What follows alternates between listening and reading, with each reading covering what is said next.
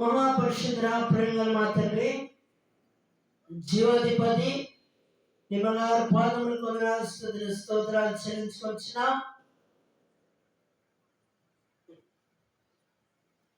ఈ రాత్రి కాలము మమ్మల్ని దర్శించము, స్పందించము. అయోగ్యులను మీ శిలువ చాటున మరుగుపరిచి మాకు కావలసిన వర్తమానంలో ఆత్మీయ సంగతులను మాకు బయలుపరచము. ఈ లోకంలో ఎన్ని గ్రంథాలు ఉన్నా పరిశుద్ధాత్మ చేత ప్రేరేపించబడిన ఈ పరిశుద్ధ గ్రంథము ఆయన మారు పేరు గల ఈ ప్రేమ లేఖనం ప్రభా అయోగ్యమైన మమ్మలను మాకు అనుగ్రహించిన దాన్ని బట్టి మీ సంధిలో స్తుతిస్తున్నా. వాక్యమును వివరించినగా మీ ఆత్మ కార్యములను బలంగా జరిగించము. వినగలిగే చెవులు, గ్రహించే హృదయము, స్వీకరించే మనసును మాకు అనుగ్రహించమని అయోగ్యులను మీ శిలువ చాటున మరుగుపరిచి మీ ఆత్మతో నింపి వాక్యమును వివరించినగా మీ మాట నా నోట నుంచమని, వాక్యంలో దాగి ఉన్న శక్తి ప్రతి వారి హృదయంలో చొచ్చుకొని పశ్చాత్తాపడి మీ పాదములు పట్టుకొని మీ కృప కొరకు వేడుకొని బిడ్డలుగా చేయమని రాత్రి కాలము మా మధ్యలోకి రమ్మని క్రీస్తు నామమున ప్రార్థించి వేడుకొని అడుగుచున్నాం తండ్రి, ఆమేన్. మన ప్రభువును ప్రియరక్షకుడైన యేసుక్రీస్తు వారి మహాపరిశుద్ధ ఘనమైన నామములో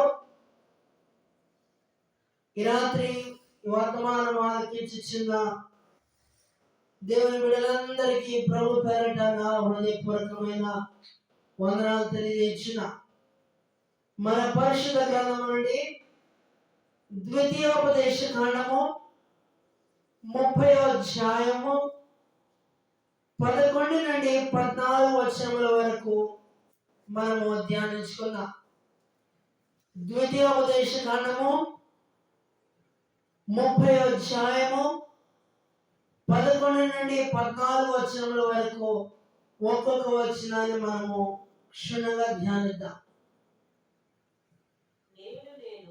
నేను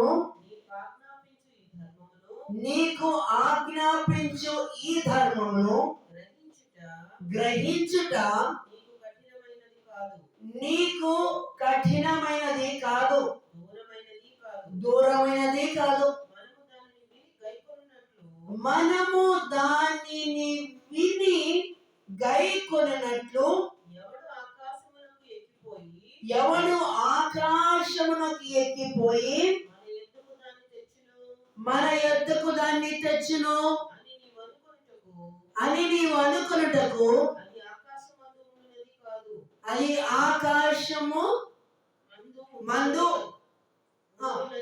ఉండునది కాదు. మనము దానిని విని గైకొనున్నట్లు ఎవడు సముద్రము దాటి మన యొద్దకు దాన్ని తెచ్చునని నీవు అనుకొననేలా? అది సముద్రపు అద్దరిని మించినది కాదు. నీవు దాన్ని అనుసరించుటకు ఆ మాట నీకు బహు సమీపముగా ఉన్నది.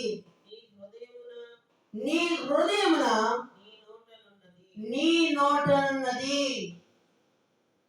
ఈ వాక్య భాగాన్ని మనం చదివినప్పుడు నాకు ఒక విషయం అర్థమైంది. సముద్రమంతా లోతైనది, ఆకాశమంతా ఎత్తైనది, సముద్రమంతా వెడల్పోయినది. ఇది ఆయన ప్రేమకు చిహ్నంగా ఉంది, ఆయన ప్రేమకు సాదృశ్యంగా ఉంది. అందుకనే మత్తయి సువార్త 11వ అధ్యాయము 28, 29 వచనాల్లో నా కాడి సులువుగాను బహు తేలికగా ఉందంట.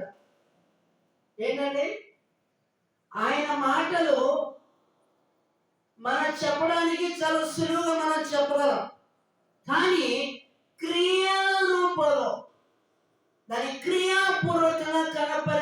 సమయంలో మనము విఫలమవుతున్నాం. మాటల ద్వారా మనం సఫలమవుతున్నాం, కానీ క్రియల ద్వారా కనపరిచే విషయంలో మనము విఫలమవుతున్నాం. కారణం, క్రియల ద్వారా కనిపిస్తే మనము దేవునికి సమీపంగా చేరడం అపవాదికి ఏమాత్రమో ఇష్టం లేదు. మనము దేవునికి సమీపంగా ఎప్పుడైతే చేరాలనుకొని మన క్రియల ద్వారా మనం ఆ కనపరిచే సమయంలో ఆ క్రియలను ఇంప్లిమెంట్ చేసే సమయంలో అపవాది వాడు కొక్కి వేసి వెనక్కి లాగడానికి ఎప్పుడూ ఎదురు చూస్తూ ఉంటారు. అయితే వెనక్కి లాగే సమయంలో అపవాదిని ఎదిరించే శక్తిని మనం కలిగి ఉండాలి. అందుకని దేవుని వాక్యం మనకు సెలవిస్తుంది, ఎవడు తరమకుండా దుష్టుడు పారిపోవాలి. ఏంటంటే దేవునికి సమీపంగా చేరాలి అని అంటే మనము దేవుడు మనకు కనపరిచిన మాదిరిగా మనకు కనపరిచినప్పుడే మనమా ఆకాశము వరకు మనం వెళ్ళి రాగలమా? అది మన వల్ల సాధ్యమయ్యేమని కాదు. ఎందుకంటే ఇప్పుడు రాకెట్లు వచ్చినాయి కాబట్టి రాకెట్లో వెళ్ళి మన అంతరిక్షంలో ఏం జరుగుతుందో ఏంటి విషయాలు మొత్తం చూసి దానికి సంబంధించిన ఫోటోలు కానీ దానికి సంబంధించిన ఆ విషయాలు మొత్తం అది తీసుకొని మన అంతరిక్ష రాకెట్ లాంచింగ్ స్టేషన్ ఉంది కదా, అక్కడ వీళ్ళకి సమాచారాన్ని పంపిస్తూ ఉంటారు. చూడండి, దేవుడు మనకు ఎంత సాంకేతిక పరిజ్ఞానాన్ని దేవుడు మనకు అనుగ్రహించారు. అంతరిక్షంలో ఏం జరుగుతుంది, ఎన్ని గ్రహాలు ఉన్నాయి, సూర్యుడి యొక్క పరిస్థితి ఎట్లా ఉంది, ఒక గ్రహం యొక్క పరిస్థితి ఎట్లా ఉంది, సోలార్ సిస్టమ్ సౌర కుటుంబం అనేది ఎలా ఉన్నది, అసలు ఆయన కలుగును గాక అని అంటేనే కదా ఈరోజు స్కూల్లో చదివే ప్రతి పిల్లవాడు కూడా చెప్పగలడు సౌర కుటుంబంలో ఎన్ని గ్రహాలు ఉన్నాయి అని. ప్రతి స్కూల్లో చదివే ప్రతి చిన్న పిల్లవాడితో సహా చెప్పగలుగుతున్నాడంటే ఇప్పటికీ అది ఇది కలుగును గాక అని ఆయన నోటితో అది ఆయన సెలవిస్తేనే నేటికి ఆ సోలార్ సిస్టమ్ అనేది దేవుడు అంతరిక్షంలో దేవుడు ఏర్పరిచారు. ఆకాశము దేవుని మహిమను వివరించుచున్నది, అంతరిక్షం ఆయన చేతి పనిని ప్రచురపరచుచున్నది. చూసారా,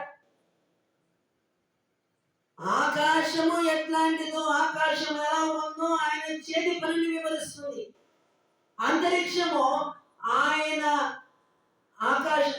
ఆకాశము దేవుని మహిమ, ఆయన మహిమ ఎంత గొప్పదో, ఆయన మహిమ ఎంత విశాలమైనదో ఆకాశం మనకు తెలియజేస్తుంది. అంతరిక్షము ఆయన చేతి పని ఎలా, ఆయన ఎట్లా సోలార్ సిస్టమ్ లో ఉన్న ప్లానెట్స్ ని ఎట్లా చేశారనేది అవి ప్రచురపరుస్తుంది. నా ప్రియమైన సహోదర సహోదరులారా గమనించండి. అందుకనే సముద్రమంతా వేడాల్పు, ఆకాశమంతా ఎత్తు, సముద్రమంతా లోతైనది, నా యేసు ప్రేమయే, అపాత్రుడనైన నన్ను ప్రేమతో దీవించెను, నేనెందు పోలిన పాతకుండైన నన్ను ప్రేమించెను. ఏంటండి,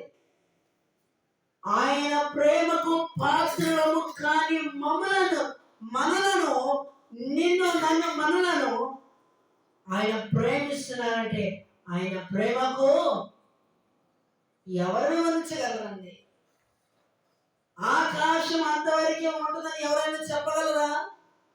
సముద్రం అంతవరకే ఉందని ఎవరైనా కొలిచి ఎవరైనా కొలవగలరా? No, no one can. నా ప్రియమైన సహోదర సహోదరులను గమనించండి. సముద్రం అంతవరకే ఉంటుందని ఎవరు కొలవలేరు, ఎవరు వివరించలేరు. సముద్రం ఎంత లోతుగా ఉందో దాన్ని ఎవరు కొలవలేరు ఈనాటి మానవుడు. ఈ రోజున దేవుని ప్రేమను కొలవడం ఏ కవుల వల్ల సాధ్యం కాదు. కలములతో రాయగలమా, కవితలతో వివరించగలమా, కళలతో వర్ణించగలమా అనే ఒక పాట కూడా ఉంది. ఏంటండి? ఆయన ప్రేమను కవులు కూడా వివరించలేనంత అపారమైన విశాలమైన ప్రేమ ఆయనది.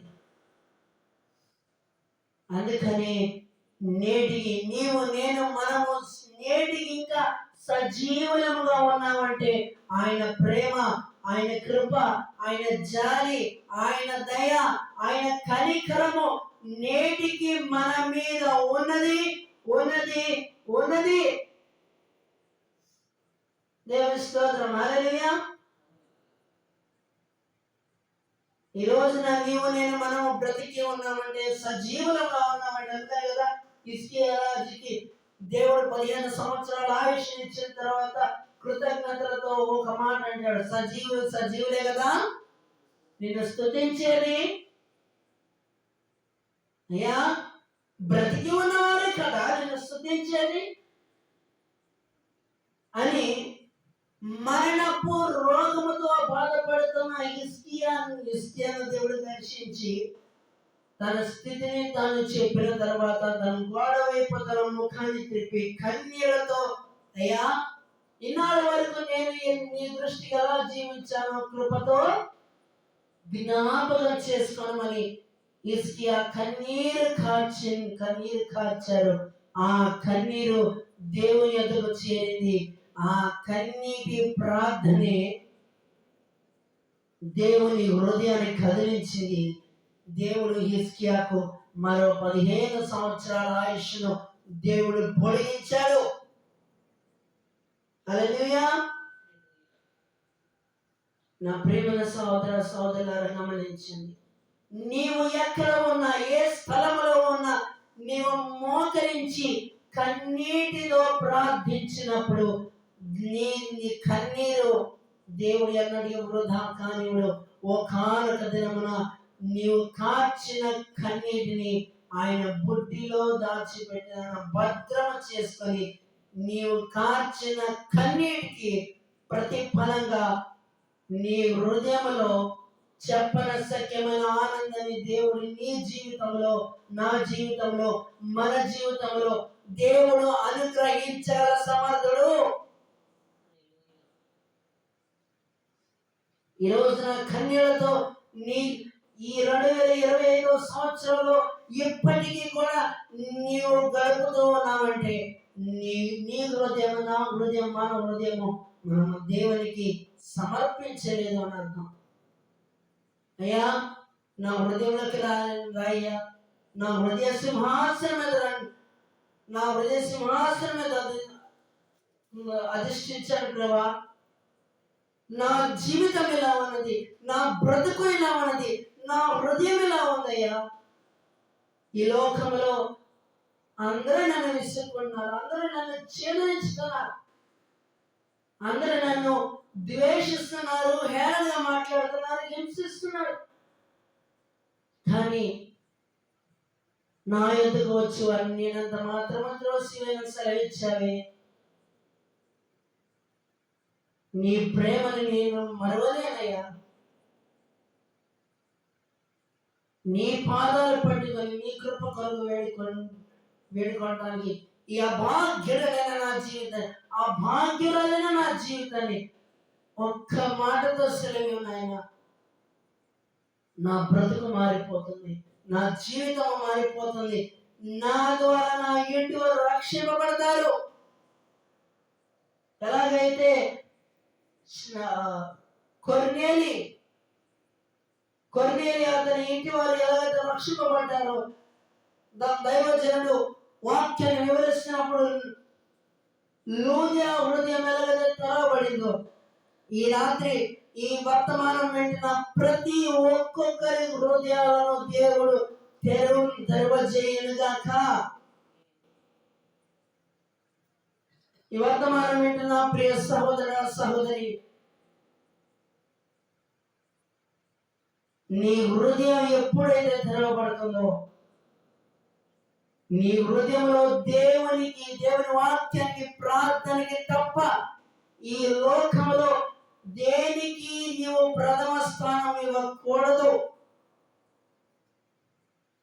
ఉదాహరణకి నా అర్థమయ్యే విధంగా చెప్పాలంటే,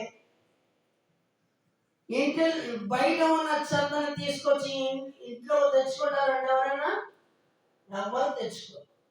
ఇంట్లో ఉన్న ఆ మట్టి కానీ చెత్త కానీ శుభ్రం చేసుకొని ఇంట్లో ఉన్న చెత్తని మనం బయట వేసేస్తాం. అలాగే మన హృదయంలో పేరుకుపోయిన ఈ లోక సంబంధమైన, ఈ లోకంలో ఉన్న తుచ్చమైన చెత్త అంతటిని మనం ఎప్పటికప్పుడు మన వాక్యం ద్వారా మనల్ని మనం పరీక్షించుకుంటున్నప్పుడు, దేవుని భయం లేకుండా ఇష్టానుసారంగా జీవించే వాళ్ళారా, ఈ రాత్రి దేవుడు ఒక హెచ్చరికను దేవుడు వాక్యం ద్వారా మనకు సెలవిస్తున్నాడు.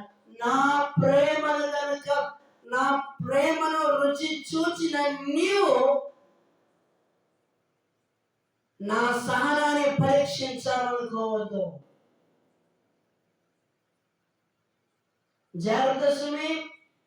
ఈ రాత్రి వర్తమానం వింటున్న మనలో ఎవరు ఆయన ఉగ్రతకు పాత్రులము కాకుందుముగాక. ఆమేన్.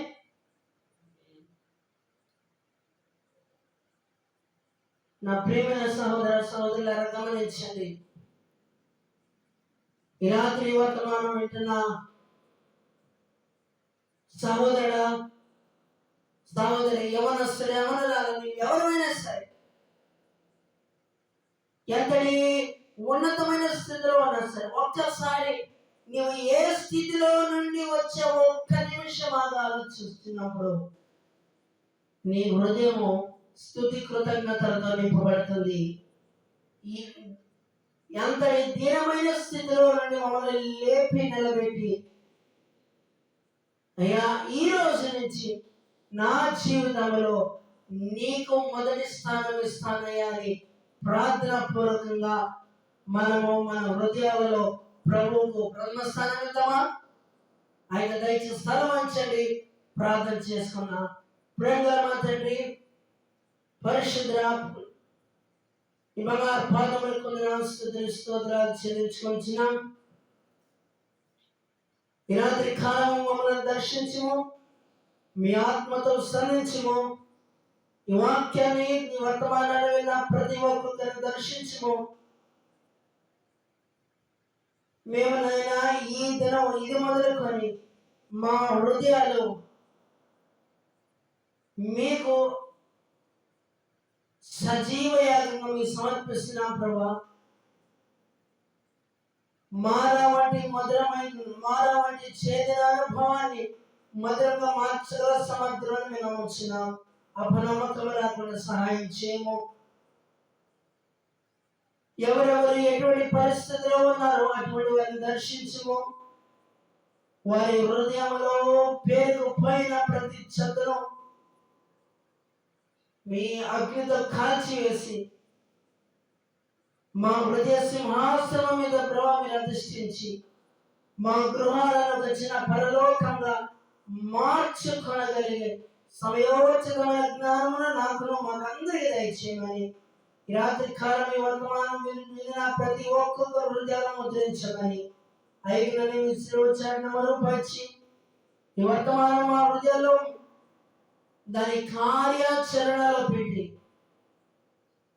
నీ నామాన్ని మహిమపరచబడిగా మమ్మల్ని చేయమని క్రీస్తునామం ప్రార్థించి వేడుకొని అడుగుచున్నాం తండ్రి.